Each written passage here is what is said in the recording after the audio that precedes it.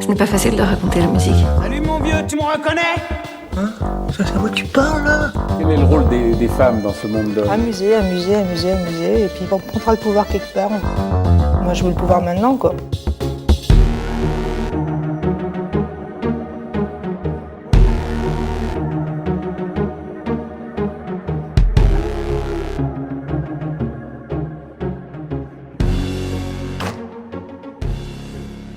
Salut à tous et à toutes, c'est Justine pour Saraswati.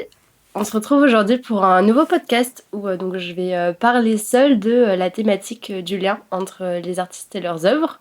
On se rend compte que pour certains et certaines artistes, l'expression de soi dans une œuvre, c'est un des éléments clés pour comprendre leur parcours artistique. En effet, on se rend compte notamment dans l'art contemporain qui se développe notamment dans les années 60 et particulièrement aux États-Unis, que les artistes revendiquent justement un retrait du soi, car l'art, selon eux, existe pour l'art.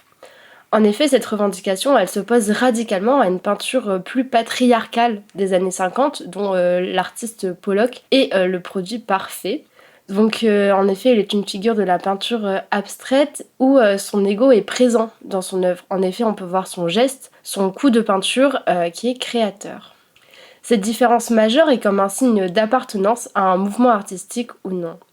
Si l'on se penche un peu plus sur la vie mentale de certaines des grands artistes et écrivaines qui ont marqué l'histoire, on s'aperçoit en effet que de nombreuses étaient atteintes de graves troubles mentaux.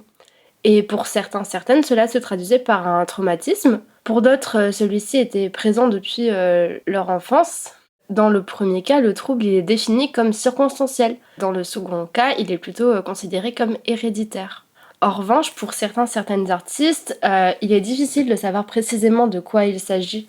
En effet, une grande partie des maladies mentales connues et répertoriées aujourd'hui n'étaient pas encore reconnues à leur époque. De ce fait, chose que l'on ne savait pas avant, certaines maladies mentales peuvent être cumulables, comme la maniaco-dépression. Ces désagréments ne les ont pourtant pas empêchés de créer et d'innover. Donc pour explorer ce vaste sujet, j'ai pensé qu'il serait intéressant de voir comment les femmes artistes expient leur traumatisme à travers leurs œuvres. Donc on va ici se concentrer uniquement sur des femmes peintres, d'une part pour resserrer la focale du sujet et d'autre part parce que on parle pas assez des femmes. Alors, je ne prétends absolument pas tout connaître sur le sujet, je suis étudiante en histoire de l'art et donc j'ai quelques connaissances mais qui sont principalement académiques. Donc ce n'est bien sûr pas objectif et vous m'excuserez si jamais je fais quelques erreurs.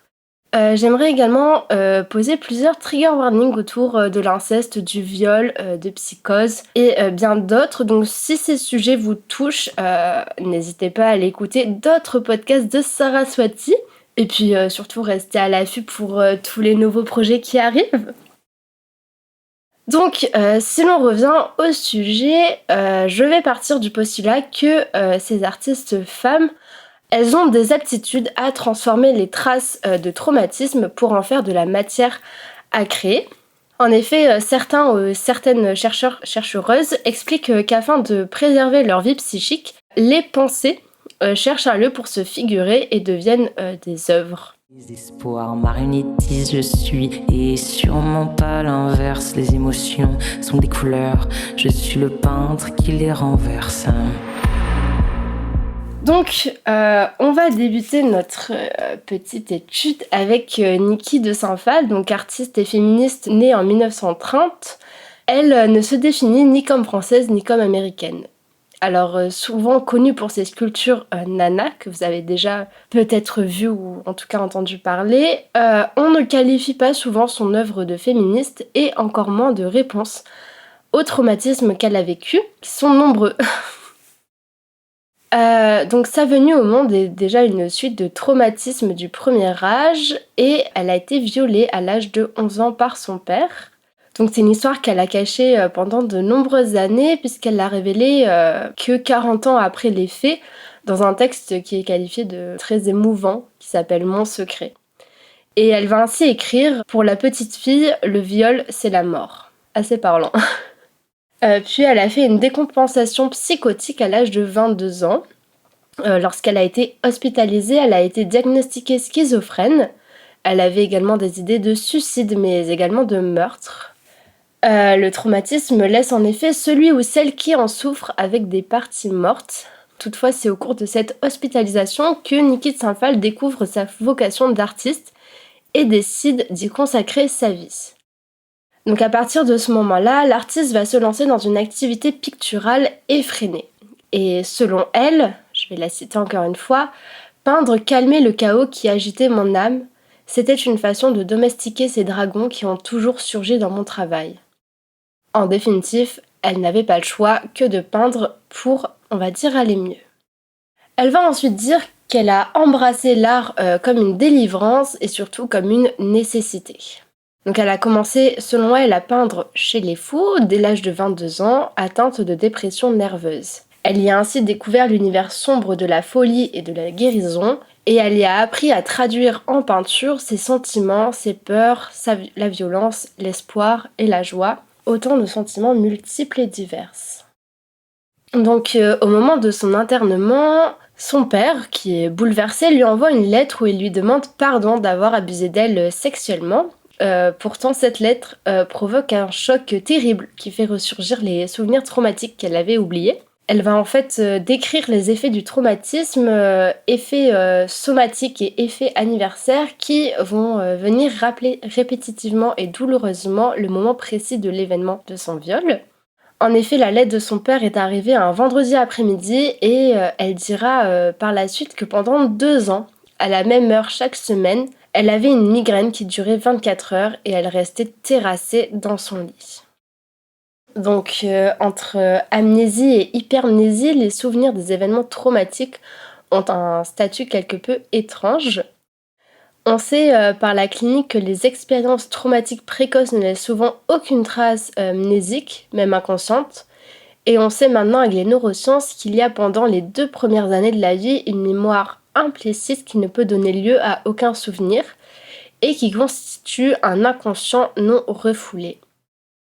Ainsi, les réminiscences de ces éléments non mémorisés, non symbolisables, non verbaux peuvent donner lieu à des épisodes délirants psychotiques passagers chez des patients par ailleurs névrotiques.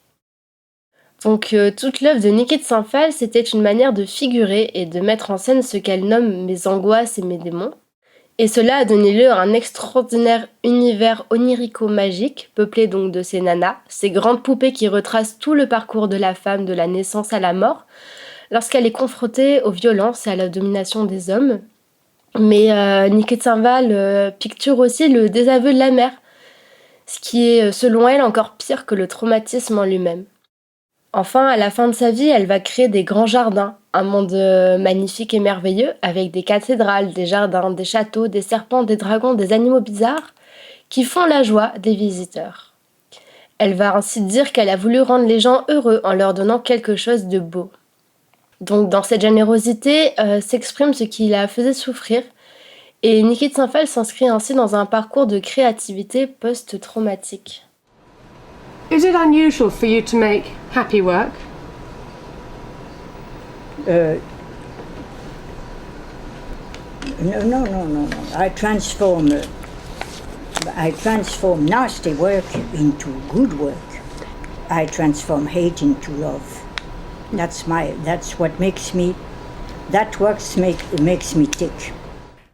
Ensuite, on va remarquer un trajet semblable chez Louise Bourgeois. Donc, cette artiste est née en 1911 et sa vie a été marquée successivement par la Première Guerre mondiale, la mort de sa mère, les abus sexuels de la part de son père, son exil aux États-Unis et bien d'autres. L'artiste dira elle-même qu'elle se nourrit de ses traumatismes pour créer. Donc, on a vu la même chose chez Niki de Saint-Phalle.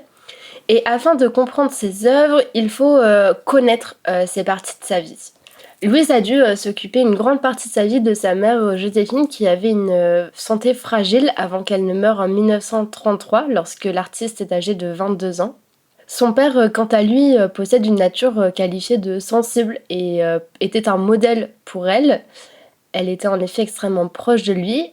Pourtant, on sait aussi qu'il était extrêmement pervers et installait ses maîtresses chez lui alors qu'il venait de perdre sa femme. Louise Bourgeois a souvent déclaré « Toutes mes œuvres proviennent de mes traumatismes infantiles ». Elle ne cesse en effet de traquer et de figurer les fantômes de son passé et les terreurs de la petite fille qui ne l'ont jamais quittée. Elle a réalisé une installation qui s'appelle Destruction of a Father, qui met en scène le meurtre du père. Et elle va expliquer cette œuvre en disant que puisque mon père m'a démoli, je démolis mon père. Et cette œuvre constitue un renversement et une réactualisation du traumatisme. On sait notamment que pour Ferenczi, la remémoration du traumatisme ne suffit pas, il faut en effet une réactualisation dans le transfert. Et Louise Bourgeois, elle va montrer que cette réactualisation peut se faire par l'art. Mais derrière le père, il y a aussi la mère. Et au cours des dernières années de création de l'artiste, le thème du corps maternel va se développer ainsi que le thème du bébé. Elle va notamment créer Fillette en 1968, qui est un pénis, qui figure à la fois la fémininité, notamment par son titre, mais également le pouvoir phallique. Ensuite, Seven in Bed, réalisé en 2001, est une installation qui évoque une scène incestueuse et perverse, des accouplements monstrueux et incestueux. Enfin, la grande sculpture L'araignée s'appelle également Maman. Alors on peut se questionner si c'est un retour au maternel primaire, qu'explique Mélanie Klein, que Louise Bourgeois avait beaucoup lu, ou si cette image maternelle est plutôt double, protectrice et réparatrice, mais aussi menaçante et méchante. En effet, les expériences infantiles reviennent sous forme de traces, comme des cicatrices, et dans une série d'œuvres en textile, il faut savoir que Louise Bourgeois a été élevée dans l'atelier de réparation de tapisserie ancienne de ses parents, donc le textile fait partie de son enfance et occupe une grande place dans ses œuvres.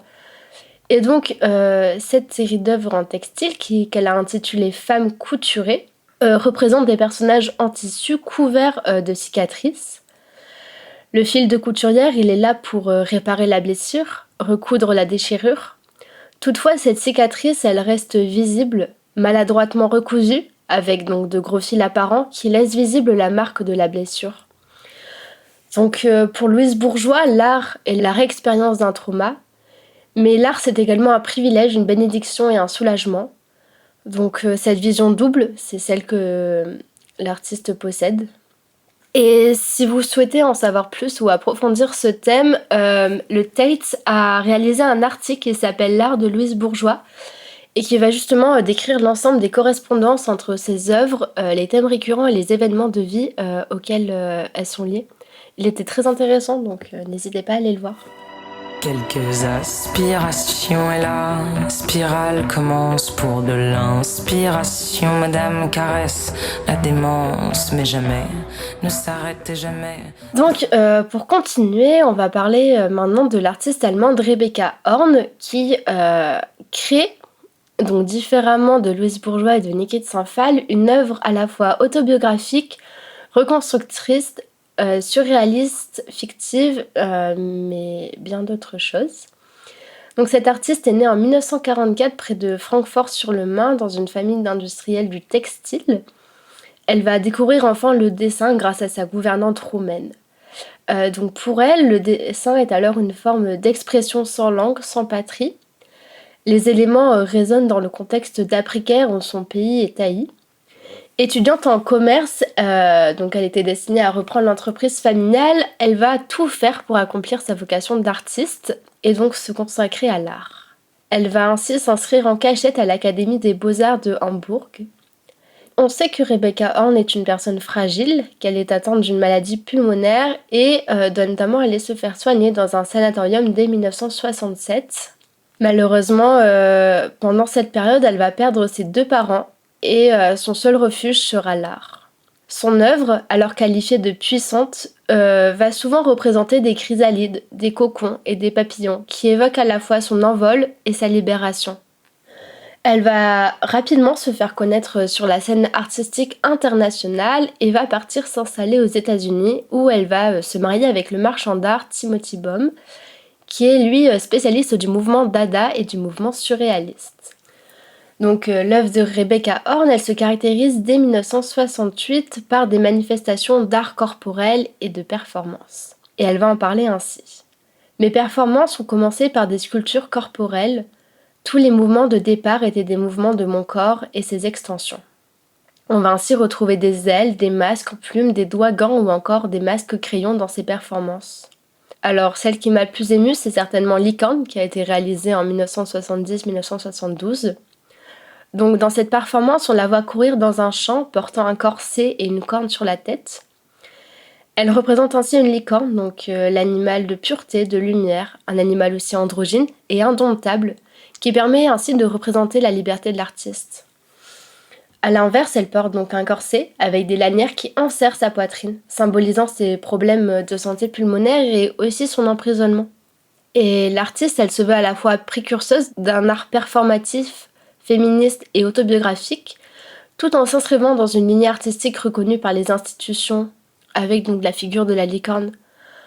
En effet, Rebecca Horn, elle se place, comme la plupart des artistes contemporaines, dans cette ambivalence entre histoire et modernité. Elle va parler de son processus artistique ainsi. Tout est imbriqué. Je commence toujours par une idée, une histoire qui évolue vers un texte, puis du texte viennent des croquis, et ensuite un film. De tout cela naissent les sculptures et les installations. En fait, les créations de Rebecca Horn ne se limitent pas aux simples sculptures ou aux simples performances. Elle s'engage dans l'art visuel et notamment la cinétique. Selon elle, le cinéma permet de mettre en scène l'illusion totale sur un écran, phénomène dont elle est fascinée. Le traumatisme, ici maladif, que Rebecca porte en elle, transparaît dans ses créations par ce désir de liberté, cette force intérieure qui anime sa volonté de vivre. Forte, puissance, cette femme, elle révolutionne d'une certaine façon l'art et la figure de l'artiste pluriel. Laisse-moi le temps de l'apprendre, ce temps est précieux, ne juge pas si vite, je fais de mon... Enfin, on va parler de Yayoi Kusama, qui est une artiste japonaise née en 1929 et qui s'est elle aussi très tôt intéressée au dessin. Cependant, elle grandit donc dans un Japon conservateur où les artistes sont peu acceptés et encore moins les femmes artistes. S'opposant à ses parents et désirant prendre sa liberté, elle va s'exiler aux États-Unis en 1957 grâce au soutien de l'artiste George O'Keeffe. Là-bas, elle va y mener une existence d'artiste activiste, féministe et performeuse. On sait qu'elle a été diagnostiquée dans les années 50 avec une névrose obsessionnelle et convulsive qui explique en partie les répétitions des formes qui vont caractériser ses œuvres. Elle va ainsi se proclamer prêtresse des poids et réaliser un film avec Judy Alcott. Donc, Judy Alcott, il a aussi travaillé avec Nam Yoon Paik, pour celles qui le connaissent. Et donc, ce film réalisé par les deux artistes s'appelle Yakuma's Self-Obliteration. Et dans cette œuvre, elle va se peindre le corps de poids. Elle va aussi en peindre dans et sur l'eau. Et elle va finalement disparaître dans l'univers. On la voit également recouvrir un cheval de poids dans la vidéo Horseplay qu'elle réalise lors du festival de Woodstock en 1967. Et j'ai trouvé que cette scène était extrêmement émouvante et très intime. C'est également une artiste qui critique, qui proteste et qui provoque. Elle va notamment diriger des ballets de danseuses nues à New York City contre la guerre du Vietnam. Et cet événement, il lui rappelle d'autant plus son enfance lorsqu'elle devait fabriquer des parachutes pendant l'effort de guerre. Donc Yayoi Kusama, avec ses performances Alice in Wonderland et Anatomic Explosion, toutes deux réalisées en 1968, s'affirme comme artiste marginale et militante. Elle va aussi questionner le genre, avec un jeu du corps et des accessoires genrés des danseuses nues devant Wall Street, ce qui va provoquer une libération des corps.